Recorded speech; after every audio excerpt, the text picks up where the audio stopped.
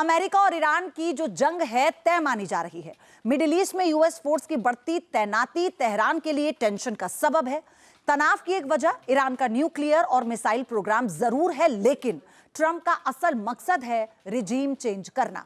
इसीलिए तैयारी पुख्ता की जा रही है। लेकिन अमेरिका के सामने सबसे बड़ी चुनौती खामेनेई का हाउस ऑफ कार्ड है। सुप्रीम लीडर के लिए हाउस ऑफ कार्ड कैसे चक्रव्यूह का काम करता है और ये कितना मजबूत है, ये रिपोर्ट देखिए।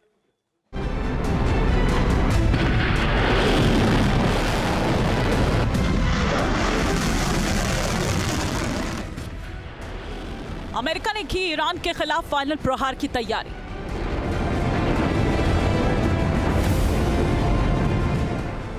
वॉर का 2 लेयर प्लान, तबाही की कगार पर तेहरान। मिडिल ईस्ट में महाविनाश का डर, खामेनेई का तख्ता पलट करने पर ट्रंप की नजर। ईरान पर हमले के लिए अमेरिका की रणनीति लगभग फाइनल हो चुकी है।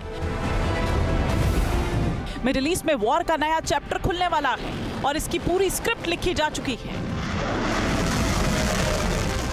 राष्ट्रपति ट्रंप की हर वो बात बता दी गई है कि कब, कैसे, कहां, किस पर हमला करना है। वॉल स्ट्रीट जर्नल की रिपोर्ट के मुताबिक ट्रंप को ईरान के खिलाफ सैन्य विकल्पों पर कई ब्रीफिंग दी गई है। इन सभी ब्रीफिंग का मकसद ईरान की सरकार को टारगेट करना है। साथ ही मिडिल ईस्ट में ईरान के सहयोगियों को ज्यादा नुकसान कैसे पहुंचाया जाए, इसकी भी डिटेल में जानकारी दी गई है। सबसे खास बात यह है कि रिजीम चेंज करने के लिए कई टॉप पॉलिटिशियंस और मिलिट्री कमांडर्स को निशाना बनाए जाने की वकालत भी की गई है। दावा यह किया जा रहा है कि अमेरिका ने पेपर वर्क कंप्लीट कर लिया है। हर ठिकाने और लीडर का बही खाता तैयार है। मतलब जैसे ही ट्रंप का ग्रीन सिग्नल मिलेगा, ईरान पर भीषण बमबारी का आगाज हो जाएगा। इसके साथ ही हर वो टारगेट ने इस्तेनाबूद कर दिया जाएगा जिसे अमेरिका सुरक्षा के लिहाज से खतरा मानता है। अमेरिका के निशाने पर सबसे पहले न्यूक्लियर और बैलिस्टिक मिसाइल साइट्स आएंगी। इसके लिए अमेरिकी एयरफोर्स घातक एयर स्ट्राइक का ब्लूप्रिंट तैयार कर चुकी है। अमेरिका के advance fighter jets middle east के अलग अलग बेसिस पर मौजूद हैं। कई बॉम्बर्स की तैनाती भी ईरान के नजदीक की गई है।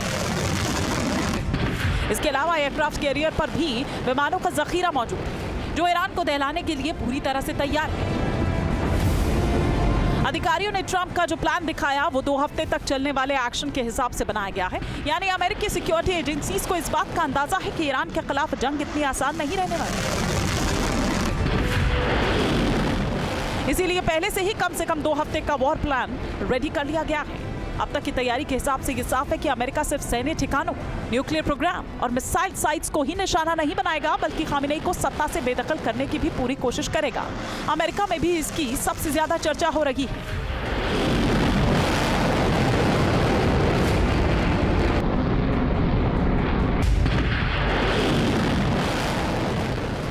मिलिट्री एक्शन की तैयारी के साथ ही अफसरों ने ट्रंप के सामने अपने वॉर प्लान में ईरान के ऐसे कई चेहरों का जिक्र किया है जिनका खात्मा किए बिना खामेनेई का तख्ता पलट करना संभव नहीं।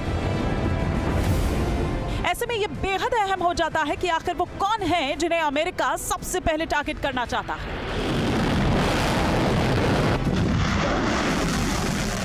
यह माना जा रहा है कि अमेरिका की नजर खामेनेई के हाउस ऑफ कार्ड पर है, यानी वो चेहरे जो 24 घंटे सुप्रीम लीडर की सिक्योरिटी का ख्याल रखते हैं। मौजूदा दौर में खामेनेई की सुरक्षा का जिम्मा 4 बड़े अफसर संभाल रहे हैं। इनके कंधे पर खामेनेई के घर से लेकर ऑफिस तक हर कदम पर हिफाजत का जिम्मा है। दावा किया जाता है कि इन 4 अफसरों के रहते हुए खामेनेई की सुरक्षा में परिंदा तक पर नहीं मार सकता। इनके अलावा भी कुछ ऐसे अफसर हैं जो हर छोटी बड़ी हलचल पर निगाह रखते हैं। अपने भरोसेमंद अफसरों की निगरानी में खामेनेई महफूज रहते हैं। ये दावा किया जा रहा है कि सिक्योरिटी और इंटेलिजेंस की जिम्मेदारी संभाल रही टॉप कमांडर्स के खत्म होते ही खामेनेई अलग थलग पड़ जाएंगे। इसीलिए अमेरिका सबसे पहले उन किरदारों को ही खत्म करना चाहता है ताकि खामेनेई तक पहुंचने का रास्ता पूरी तरह से साफ हो जाए। अमेरिका किस तरह हमला करेगा, इसे लेकर कई तरह की चर्चाएं। संभावित अटैक को लेकर ईरान भी अलर्ट मोड पर है। पिछले साल दिसंबर में शुरू हुई हिंसा के बाद सुप्रीम लीडर खामेनेई ने खुद सुरक्षा व्यवस्था की समीक्षा की थी और कई आदेश दिए थे। IRGC इंटेलिजेंस ऑर्गेनाइजेशन के हेड माजिद खादेमी के मुताबिक सुप्रीम लीडर ने दुश्मन की जानकारी और प्लान पर ध्यान रखने को कहा है। दंगाइयों से सख्ती से निपटने के निर्देश दिए गए हैं। आम लोगों को परेशानियां समझनी चाहिए, समाज की पॉजिटिव सच्चाई पर फोकस करें, इंटरनेट का सही गवर्नेंस किया जाए। इससे ये साफ होता है कि सुरक्षा तंत्र हो या इंटेलिजेंस, हर चीज पर खामेनेई की पैनी निगाह रहती है और इसके लिए उनका हाउस ऑफ कार्ड यानी गरीबी अफसर ही सबसे ज्यादा मददगार है। IRGC के इंटेलिजेंस विंग ने सत्ता के खिलाफ हुई बगावत का पूरा ब्यौरा भी खामेनेई के सामने रखा, जिसके बाद आंतरिक सुरक्षा में कई बदलाव किए गए।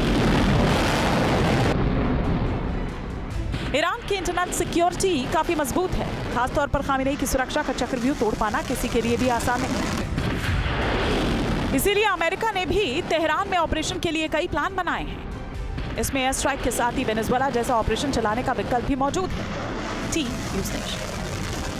और इसी बीच बड़ी खबर यह है कि ईरान अमेरिका टेंशन के बीच सबसे बड़ी खबर है, दक्षिण ईरान में भूकंप के तेज झटके महसूस किए गए हैं और बूशहर प्रांत में 5.5 तीव्रता का भूकंप आया है।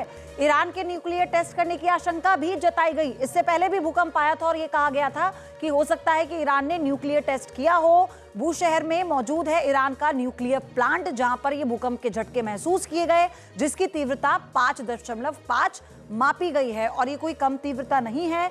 ऐसे में इससे पहले जब कई झटके महसूस किए गए थे, उनकी तीव्रता कम थी, 3 से 4 की तीव्रता के भूकंप वो बताए गए थे।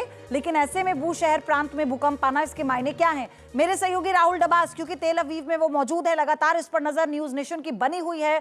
राहुल, ये बताइए कि इस भूकंप के झटकों को कैसे समझा जाए? क्या वाकई भूकंप आया है या फिर न्यूक्लियर टेस्ट किया जा रहा है?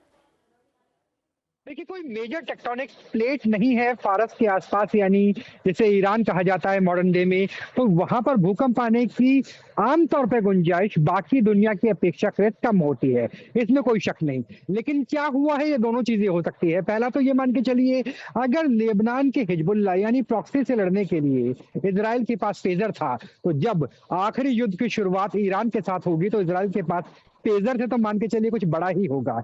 ईरान पहले भी स्टॉक पाइल्स को एक वायरस भेज के साइबर अटैक के जरिए क्रिपल कर चुका है, तो दोनों ही चीजें हो सकती है। माल फंक्शन भी हो सकता है और न्यूक्लियर टेस्ट भी हो सकता है।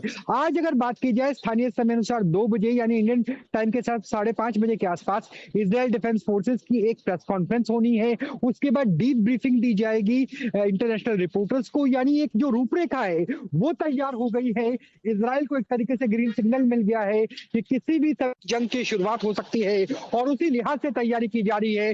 हॉस्पिटल्स के अंदर बेड्स की हो, इमरजेंसी सुविधाओं की हो, फायर ब्रिगेड के जो कर्मचारी थे उनकी छुट्टियां कैंसिल कर दी गई है, रिजर्व फोर्स को बुलाया जा रहा है, कंपल्सरी मिलिट्री ट्रेनिंग वालों को कहा गया है कि 72 घंटों के अंदर तैयार रहना। यानी जंग के सूरत हाल पूरी तरीके से बनते हुए शतरंज के पास से सजते हुए नजर आ रहे हैं। इससे पहले भी हमने ईरान में भूकंप के झटकों की बात कही थी, तो भी यही जानकारी आई, इसके पीछे हो सकता है न्यूक्लियर टेस्ट हो। तो ये भी एक परसेप्शन क्रिएट करने की कोशिश ईरान की तरफ से, एक मैसेजिंग।